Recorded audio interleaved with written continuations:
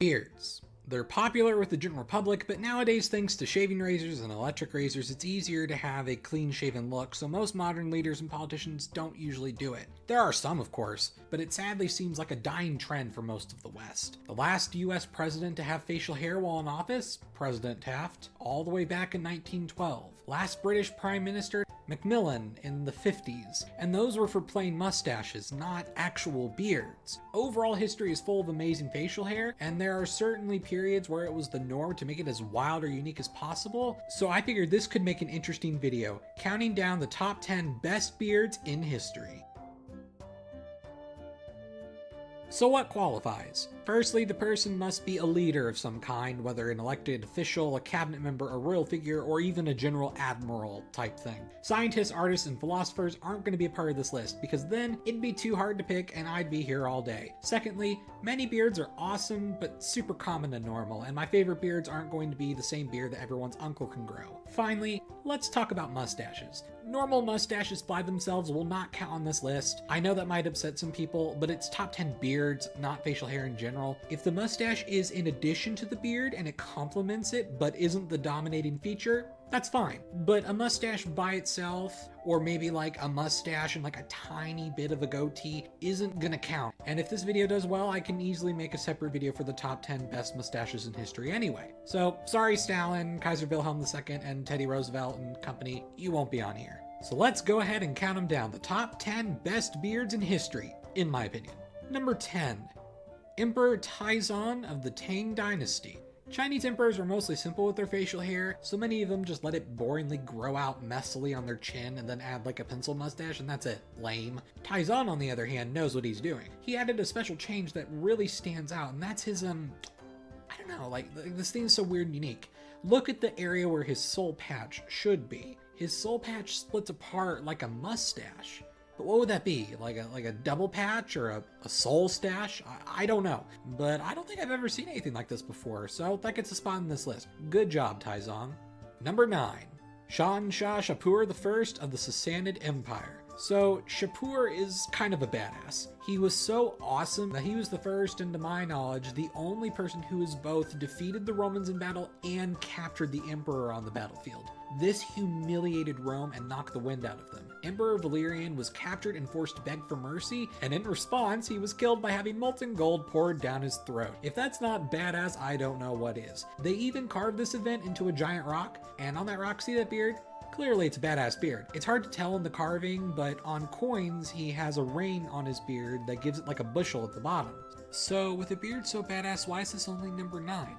Because of the time period. This man had no photos or period paintings, but especially because there were no photos at this time, a person with the title that literally means King of Kings was going to be depicted looking awesome anyway. History has shown that more often than not, most people like to add a lot of makeup to themselves to make them look a lot cooler than they actually were. So for all we know, his beard could have been lamer than this, I don't know. Now, other people on this list lived before photos too, right? But another problem with this guy is that there's very few time period depictions, and most of them are either too eroded or they're on coins which are really small. Meanwhile, some people on this list might potentially have dozens of paintings that show similar depictions, so I can trust it a bit more because of there's consistency. Since this guy's beard is almost too awesome to be true, and there's little evidence, I'm kind of skeptical. I don't know. So I can't put Shapur really high and feel confident about it, but I'm still putting him on this list. Number 8. Kaiser Frederick III. So it's the 1800s, easily the century with the majority of the beards on this list. You gotta find ways to stick out. At first, the idea of a longer beard with a mustache over it is standard, but Frederick decided to make it different by splitting it down the middle and into 2 beards. Or I guess a wavy end? Either way, I like it. It fits the 1800s beard spirit. I know some people want me to put Tsar Nikolai on the list, but his beard style was so common for the time that I'm kind of numb to it. He even had a cousin who was the king of Britain with the exact same facial style. Frederick III stuck out, giving him a spot here. Number 7. Emperor Haile Selassie of Ethiopia. The famous emperor of Ethiopia had changed his beard slightly over the course of his life, but in particular, I'm referring to this beard. The mustache is connected to the beard, yet curves away as if it were separate. Meanwhile, the soul patch has almost a cool shield shape before meeting the beard. It's a nice, unique type of trim in this sense. There's little else to say, but sometimes all you need for an awesome beard is to take a normal style and add small little tidbits to make it your own, so good job. Number 6. King Henry IV of France. When it comes to beards, I feel that there can be a distinct difference in aesthetics when it comes to younger beards and older beards. Some styles I will honestly think look great when you're older, when the hair is white, silver, or gray, but not so much when you're younger. I feel like that's the case with this one. Also, how does he do that? Is that like a soul patch that's like really large that goes up to his beard? Or is that crease just a way that he found to like cut or shave? I don't know. The problem is it's before photos, maybe it's exaggerated, but every depiction I've seen of this guy shows this. And it's kind of cool looking. And I couldn't find any like younger pictures of him, but he only lived to 56 and was already this old looking, so maybe he got gray hair earlier on, I don't know. There is a facial reconstruction of Henry IV, and this is what they came up with, but we'll still never truly know what he looks like. Either way, this beard deserves a spot on this list. Number 5. General Ambrose Burnside.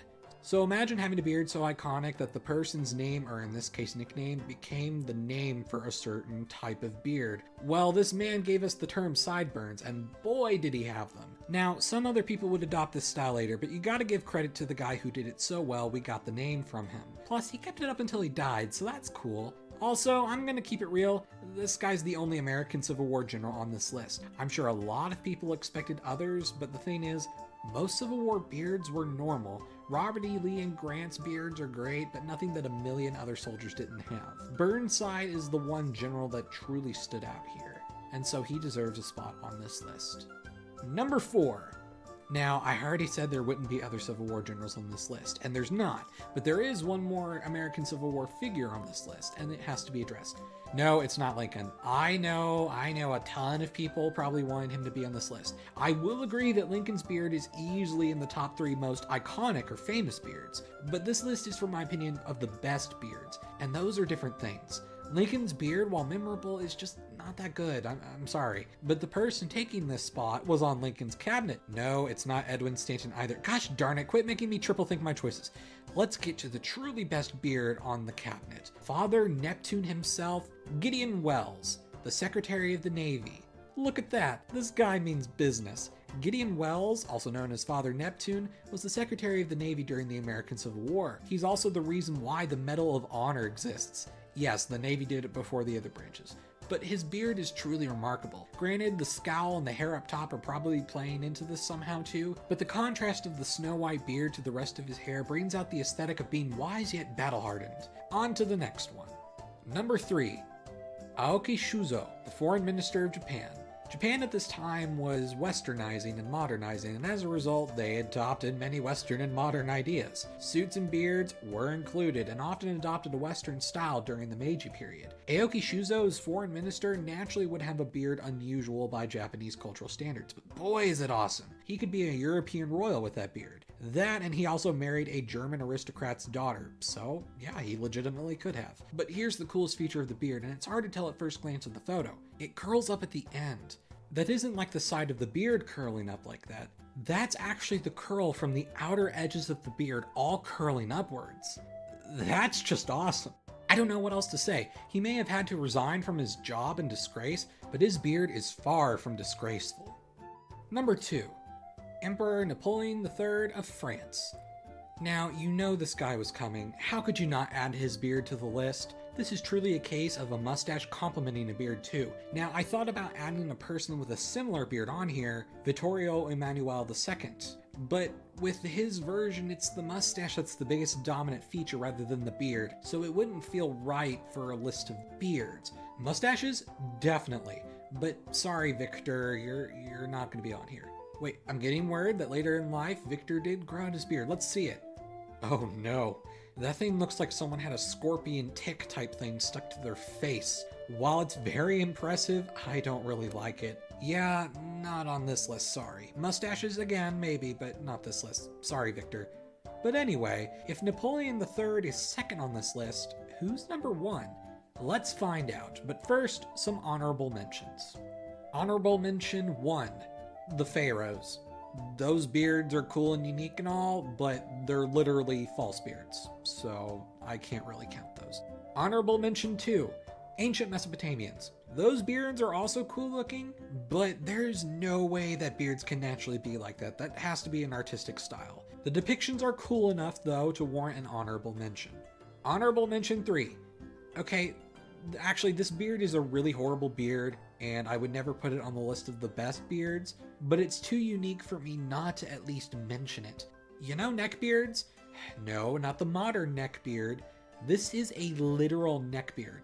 Horace Greeley. Oof, I want to barf when I see this, and yet, despite being disgusting, it's just fascinating. Like, how do you do that? Why would you do that? Wouldn't that chafe? No idea, but this beard existed. All right, and number 1 is Blackbeard. I'm already seeing you object that he's not a leader, but he is. He was a captain of a pirate crew, and he was elected leader of his pirate crew. But a pirate crew is basically a rogue military apparatus. They fight wars with other militaries. I also didn't know about this until a few weeks ago, but Blackbeard also ran a pirate republic.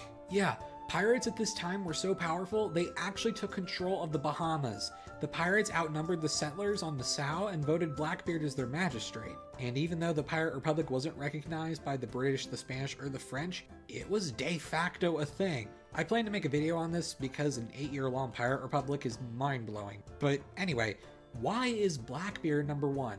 Well, firstly, he has like multiple beards along his chin and cheeks, which is cool. But then there's the fact that he would add long-term fuses to the end of his beard tips as well as some hair dreads, and it would give off some smoke. His beard is so cool, he literally ignites it. This isn't just a movie gimmick, this is a commonly depicted thing in depictions and writings. This easily gives him the best beard in history, based on my opinion. Well, I hope you enjoyed this video. I'm Emperor Tigerstar, and I'll see you guys next time.